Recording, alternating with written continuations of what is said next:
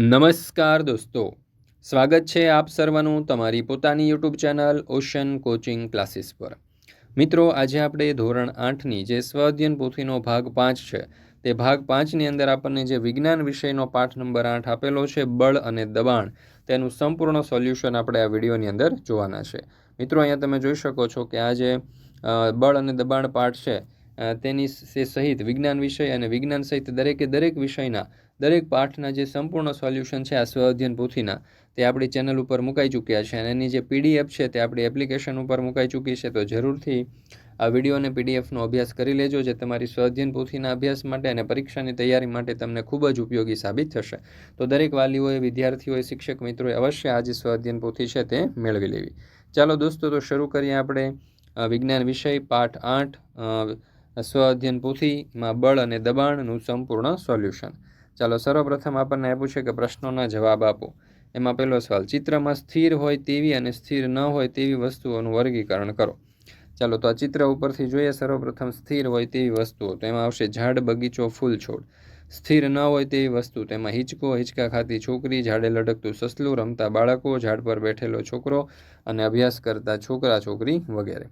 મિત્રો, ધોરણ 3થી 8ની આ જે નવી સ્વઅધ્યયન પોથી છે તે નવી સ્વઅધ્યયન પોથીના દરેક ભાગના, દરેક વિષયના, દરેક પાઠના સંપૂર્ણ સોલ્યુશનના વિડીયો અને પીડીએફ આપણી ચેનલ ઉપર મુકાઈ ચૂક્યા છે। આ વિડીયો અને પીડીએફનો અભ્યાસ કરવા માટેની લિંક તમને નીચે ડિસ્ક્રિપ્શન બોક્સમાં મળી જશે, જરૂરથી તેનો અભ્યાસ કરી લેજો। સાથે સાથે આપણા વોટ્સઅપ ગ્રુપમાં પણ જોડાઈ જજો, જેથી કરીને આવનારા તમામ વિડીયો અને પીડીએફની લિંક તમને વોટ્સઅપ પર પ્રાપ્ત થતી રહે। ચાલો, ત્યાર પછી આપણને આપ્યું છે કે 1-2 વાક્યમાં જવાબ લખો।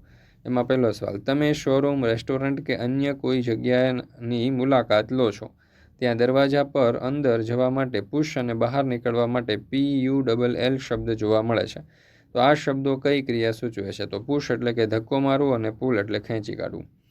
ત્રીજો સવાલ, રમત રમતા તમારા કપડાં ખૂબ ગંદા થઈ ગયા છે, તો કપડાં ધોવા માટે કયા બળનો ઉપયોગ થાય છે?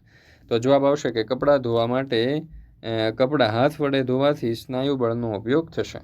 ત્યાર પછી છે ચોથો સવાલ, કાગળ ઉપર લખવા માટે કયું બળ વપરાય છે? તો જવાબ આવશે કે કાગળ ઉપર લખવા માટે ઘર્ષણ બળ વપરાય છે અને હાથનું સ્નાયુ બળ પણ વપરાય છે। પાંચમો સવાલ, બંને હાથની હથેળીઓને એકબીજા સાથે ઘસવાથી ગરમીનો અનુભવ થાય છે, તો ઉત્પન્ન થતી આ ગરમી કયા બળના કારણે ઉત્પન્ન થાય છે? તો બંને હાથની હથેળીઓને એકબીજા સાથે ઘસવાથી ગરમીનો અનુભવ થાય છે, ઉત્પન્ન થતી આ ગરમી માટે ઘર્ષણ બળને કારણે ઉત્પન્ન થાય છે। ચાલો, ત્યાર પછી છે છઠ્ઠો સવાલ, પ્લાસ્ટિકના કાંસકા અથવા તો સ્ટ્રોને તમારા કોરા વાળમાં ઘસો, તેને કાગળના નાના નાના ટુકડા તરફ લઈ જાઓ, અવલોકનની નોંધ કરો, આ માટે કયું બળ જવાબદાર છે? તો પ્લાસ્ટિકના કાંસકા અથવા તો સ્ટ્રોને કાગળના નાના નાના ટુકડા તરફ લઈ જઈશું તો તે ટુકડા ચોંટી જશે, આ ક્રિયા દ્વારા સ્થિત વિદ્યુત બળ જવાબદાર છે। સાતમો સવાલ, ક્રિકેટ મેચમાં બેટ્સમેન જ્યારે સિક્સ મારે છે ત્યારે બોલ ઉપર જઈને નીચે પાછો આવે છે, આ માટે કયું બળ જવાબદાર છે? તો ક્રિકેટ મેચમાં બેટ્સમેન જ્યારે સિક્સ મારે છે ત્યારે બોલ ઉપર જઈને નીચે પાછો આવે છે, આ માટે ગુરુત્વાકર્ષણ બળ જવાબદાર છે। આઠમો સવાલ, પાણી ભરેલ ડોલને કૂવામાંથી સરળતાથી ખેંચવા માટે તમે શું કરશો? તો પાણી ભરેલ ડોલને કૂવામાંથી સરળતાથી ખેંચવા માટે અમે ગરગડીનો ઉપયોગ કરીશું। ગરગડી વડે દોરડાની દિશા બદલાય છે અને તે ડોલ ખેંચવામાં લાગતા બળને ઘટાડે છે, જેથી ઓછા પ્રયત્ને વધુ ભાર ખેંચી શકાય।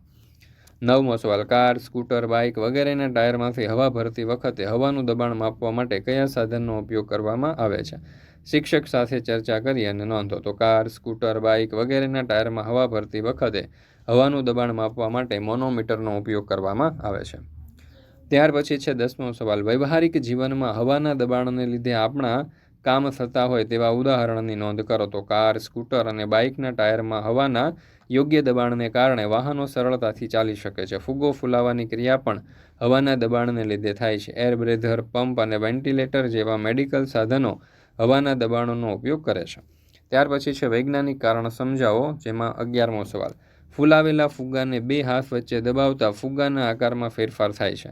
તો જવાબ આવશે કે જ્યારે ફુગ્ગાને દબાવવામાં આવે છે ત્યારે તેમાં રહેલી હવાનું દબાણ વધે છે અને ફુગ્ગામાં દબાણ વધતા તેના આકાર અને ઘનતામાં બદલાવ આવે છે। ત્યાર પછી 12મો સવાલ, પ્રાંશુ અને પ્રિયાંશી એકબીજાને સામસામે ધક્કો લગાવે છે, થોડા સમય માટે બંને પોતાની જગ્યાએ આગળ પાછળ થયા કરે છે। અચાનક પ્રિયાંશી પોતાની જગ્યાએથી પાછળની બાજુ દૂર ખસે છે। તો અચાનક પ્રિયાંશી પોતાની જગ્યાએથી પાછળની બાજુ ખસે છે કારણ કે પ્રાંશુ વધારે બળ લગાડે છે। ત્યાર પછી 13મો સવાલ, પાર્થિવભાઈ બોટિંગ કરતી વખતે હલેસા મારતા બોટ ઝડપથી સરકે છે, પરંતુ થોડા સમય પછી હાથ દુખતા હલેસા મારવાનું બંધ કરી દેવામાં આવે છે, છતાં તે બોટ થોડી વાર ગતિ ચાલુ રાખે છે, કારણ કે જ્યારે બોટિંગ કરતા હલેસા મારતા હોય ત્યારે સ્નાયુ ઉર્જાનું રૂપાંતર ગતિ ઉર્જા સ્વરૂપે બોટમાં સંગ્રહ થાય છે. આથી ગતિ કરતી બોટ પોતાની ગતિ ચાલુ રાખવાનો પ્રયત્ન કરે છે. ત્યાર પછી છે 14મો સવાલ, કુલી ભારે સામાન ઉચકતી વખતે પોતાના માથા ઉપર કાપડને ગોળ વીંટાળીને મૂકે છે. તો જવાબ આવશે કે કુલી ભારે સામાન ઉચકતી વખતે પોતાના માથા ઉપર કાપડને ગોળ વીંટાળીને મૂકે છે, કારણ કે પોતાના માથા સાથે બોજનું સંપર્ક ક્ષેત્રફળને વધારી દે છે. આથી તેનાથી માથા ઉપર લાગતું દબાણ ઘટી જાય છે અને તે ભારે બોજને સરળતાથી ઉઠાવી શકે છે. ત્યાર પછી આપણને પ્રવૃત્તિઓ આપેલી છે. બરાબર, અહીંયા કહ્યું છે કે એક વોલીબોલ લઈ તેને તમારી શાળાના મેદાનમાં ગબડાવો અને વિદ્યાર્થીઓ તેનું અવલોકન કરી અને પ્રશ્નોના જવાબની નોંધ કરશે. 15મો સવાલ, શરૂઆતમાં વોલીબોલ કઈ સ્થિતિમાં છે, સ્થિર કે ગતિમાં? તો શરૂઆતમાં જો વોલીબોલ શાંતિથી જમીન ઉપર રાખવામાં આવે છે તો તે સ્થિર સ્થિતિમાં રહેશે. 16મો સવાલ, વોલીબોલ નીચે ગબડે છે ત્યારે કઈ સ્થિતિ ધરાવે છે? વોલીબોલ નીચે ગબડે છે ત્યારે ગુરુત્વાકર્ષણ બળને કારણે ગતિની સ્થિતિ ધરાવે છે. વોલીબોલ શા માટે સ્થિર અવસ્થામાંથી ગતિમાન અવસ્થામાં આવે છે? તો વોલીબોલ પર બળ લગાડવાથી એટલે કે ગબડાવાથી તે સ્થિર અવસ્થામાંથી ગતિમાન અવસ્થામાં આવે છે. 18મો સવાલ, વોલીબોલ સ્થિર અવસ્થામાંથી ગતિમાન અવસ્થામાં જે કારણે આવે છે તેને વિજ્ઞાનની ભાષામાં શું કહે છે? તો વોલીબોલ સ્થિર અવસ્થામાંથી ગતિમાન અવસ્થામાં જે કારણોસર આવે છે તેને વિજ્ઞાનની ભાષામાં બળ કહે છે. ત્યાર પછી છે 19મો સવાલ, બળ લાગવાથી વોલીબોલની અવસ્થામાં શું ફેરફાર થાય છે? તો જવાબ આવશે બળ લાગવાથી વોલીબોલ સ્થિર અવસ્થામાંથી ગતિમાન અવસ્થામાં આવે છે. 12મો સવાલ, શું વોલીબોલ એક સરખી ઝડપે સતત આગળ વધતો રહે છે? તો જવાબ આવશે કે ના, વોલીબોલને ગતિની વિરુદ્ધ દિશામાં જમીનનું ઘર્ષણ બળ લાગતા તેની ગતિ ધીમી પડે છે અને તે બંધ એટલે કે સ્થિર થઈ જાય છે. 21મો સવાલ, વોલીબોલની ઝડપમાં ઘટાડો કરતા બળને કયું બળ કહે છે? તો વોલીબોલની ઝડપમાં ઘટાડો કરતા બળને ઘર્ષણ બળ કહે છે. ત્યાર પછી આગળ, તમે દિવસ દરમિયાન બળ લાગવાથી પદાર્થની ઝડપમાં ફેરફાર થયો હોય તેવી ઘટના જુઓ અને તેની નોંધ કરો. તો ટોય કાર પણ વોલીબોલની જેમ જ કાર્ય કરે છે. તેને બળ અથવા તો સ્થિર અવસ્થામાંથી ગતિમાન અવસ્થામાં આવે છે અને ઘર્ષણ બળને કારણે પાછી સ્થિર અવસ્થામાં આવે છે. ત્યાર પછી છે પ્રશ્ન નંબર 22, જોડકા જોડો. એમાં વિભાગ એમાં છે બળ, તો એને આપણે જોડીશું ખેંચવું કે ધકેલવું સાથે. સ્થિત વિદ્યુત બળનું મૂલ્ય, તો એને જોડીશું બળની માત્રા સાથે. ગુરુત્વાકર્ષણનું બળ, તો એને અસંપર્ક બળ સાથે જોડીશું અને સંપર્ક બળ જે છે એને સ્નાયુ બળ સાથે જોડીશું. ત્યાર પછી છે પ્રશ્ન નંબર 23, શિરીષ પોતાની સ્કૂલ બેગ ખરીદવા માટે તેના પિતા સાથે જાય છે અને તે સાંકડી પટ્ટીવાળી બેગ લેવાનું કહે છે, પરંતુ તેના પિતા તેને પહોળી પટ્ટીવાળી બેગ ખરીદવાની સલાહ આપે છે. તો શું તે સારી બાબત છે? સમજાવો. તો જવાબ આવશે હા, તે સારી બાબત છે, કારણ કે સાંકડી પટ્ટીનું ક્ષેત્રફળ ઓછું હોવાથી ખંભા ઉપર વધારે દબાણ લગાવે છે, તેથી બેગનો ભાર વધ્યો લાગે છે.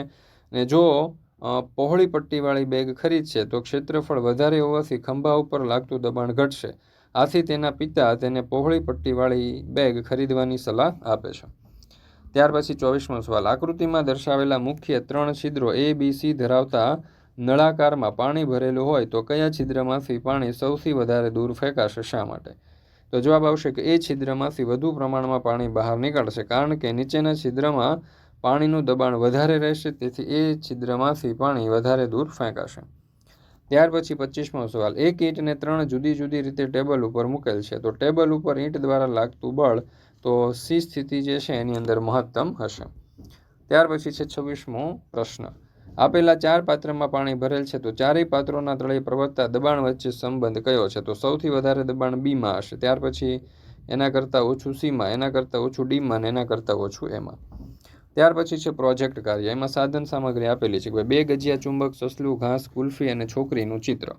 પદ્ધતિ પણ આપણને આપેલી છે. બરાબર, ચાલો તો જોઈએ અહીંયા જવાબ. તો પ્રથમ ચુંબકના દક્ષિણ ધ્રુવ સાથે છોકરીનું ચિત્ર ચિપકાવેલ હોય તો બીજા ચુંબકના ઉત્તર ધ્રુવ સાથે કુલ્ફીનું ચિત્ર ચિપકાવવું. પ્રથમ ચુંબકના ઉત્તર ધ્રુવ સાથે સસલાનું ચિત્ર ચિપકાવેલ હોય તો બીજા ચુંબકના દક્ષિણ ધ્રુવ સાથે કુલ્ફીનું ચિત્ર ચિપકાવવું.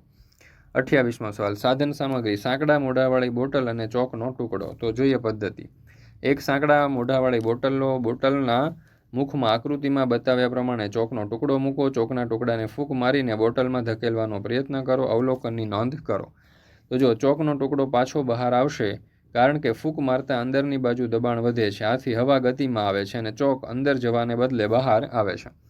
આમ થવા પાછળનું કારણ જણાવો. તો ચોકના ટુકડાને ફૂંક મારતા બોટલમાં હવા ઝડપથી પ્રવેશે છે, જેના કારણે બોટલની અંદરનું દબાણ વધી જાય છે. આ વધેલું દબાણ ચોકના ટુકડાને અંદર ધકેલવાને બદલે બહાર તરફ ધકેલે છે.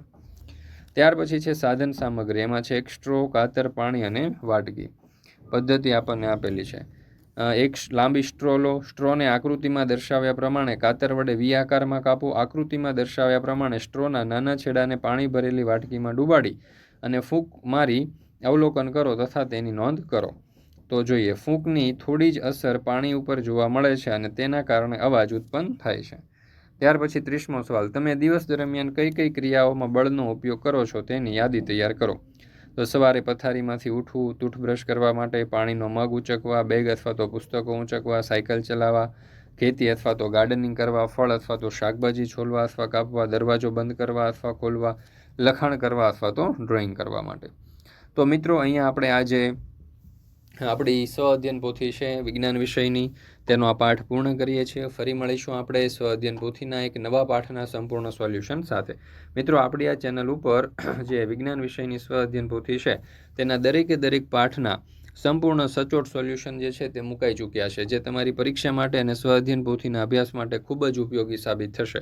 તો દરેક વિદ્યાર્થીઓએ અવશ્ય આ પીડીએફનો અભ્યાસ કરી લેવો. પીડીએફ મેળવવા માટેની લિંક તમને નીચે ડિસ્ક્રિપ્શન બોક્સમાં આપેલી છે, અથવા તો આપણી એપ્લિકેશન છે ઓશન કોચિંગ ક્લાસીસ. આ એપ્લિકેશન ડાઉનલોડ કરીને અહીંયાથી પણ તમે સોલ્યુશનની પીડીએફ મેળવી શકો છો.